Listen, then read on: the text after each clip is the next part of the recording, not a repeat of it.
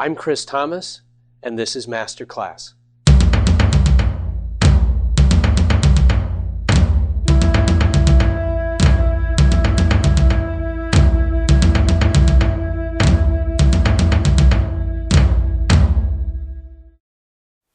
One of the things that we teach and are sometimes known as is we're sometimes called the no blocks in kata crowd, because we insist there are no blocks in kata. And we insist that the movements which are called uke-waza, but none of them are blocking techniques. And so every so often someone will react to that and will, in fact I recently saw a video about the technique called kake-uke, which is done this way. And it was all about how it is to a block. Uke means to receive. These techniques do in fact deal with the incoming attack.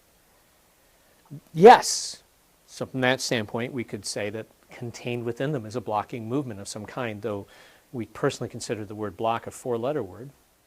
We'll use words like check or pass or parry or deflect, but there's something in there.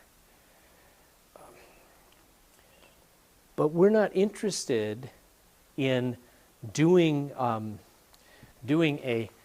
some stop of his technique and then quick before he can counter, a quick counter technique and then winning the fight. That to us doesn't make any sense, especially when you think about the movement. And see, this is the other thing that goes with this. When people do these kinds of see it as to a block, the hand just shoots up and stops. Then the next punch comes, the hand shoots up and stops, the hand shoots up and stops, but that's not the movement of the basic technique. The basic movement is like this. Here. See, it's got this hooking motion to it. It comes in and under and over this way. In and under and over. And the other hand does a kind of in and back motion. Now, occasionally there's variations where you'll just kind of have a one-hand version, but there's always this in and out kind of feel to it. And that's the piece that people aren't getting. So here's the problem. I have two things. I have what happens when somebody's really trying to hit me, and then I have the movement that's done. Now, if I'm being told this is a block, if I'm being told it's a block and the punch is coming slow enough that I can go, then it looks just like my basic technique. But if that punch is coming fast, suddenly it doesn't look like my basic technique anymore.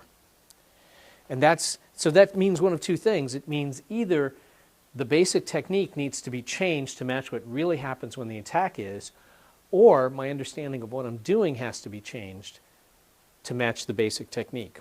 That's the direction we pick. We actually assume these movements are done the way they're done for a very specific reason.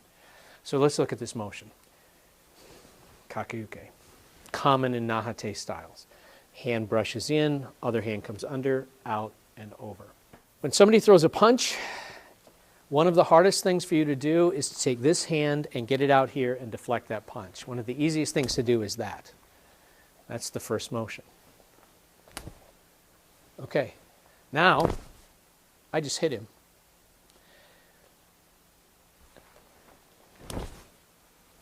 But when I come back, I'm actually checking his opposite hand. Punch comes in, I go here, I hit, and I check opposite hand. So the kake-uke motion, oh wait, controls both arms. Do you see this? I'm squeezing and controlling this arm here under my armpit. I'm controlling this hand here. I have a free hand for hitting and striking. You see? So here's the difference. I come this way, I strike him, I trap him, I lock him. This is my kake-uke technique. I'm controlling top and bottom. I get the counter punch, but I've done a lot more than this. Now I'm holding on to him, but there's nothing's happened. I've just grabbed on. It doesn't mean anything. So this is the thing that we do, is we treat movements this way. By the way, this action applies to other arts too, like in Hung Gar Kung Fu. They talk about bridging hands. You'll see a technique that's done this way, often followed by a punch. You'll see somebody like this. But then when they show application to that, where will they be? They'll be here, blocking at a huge distance.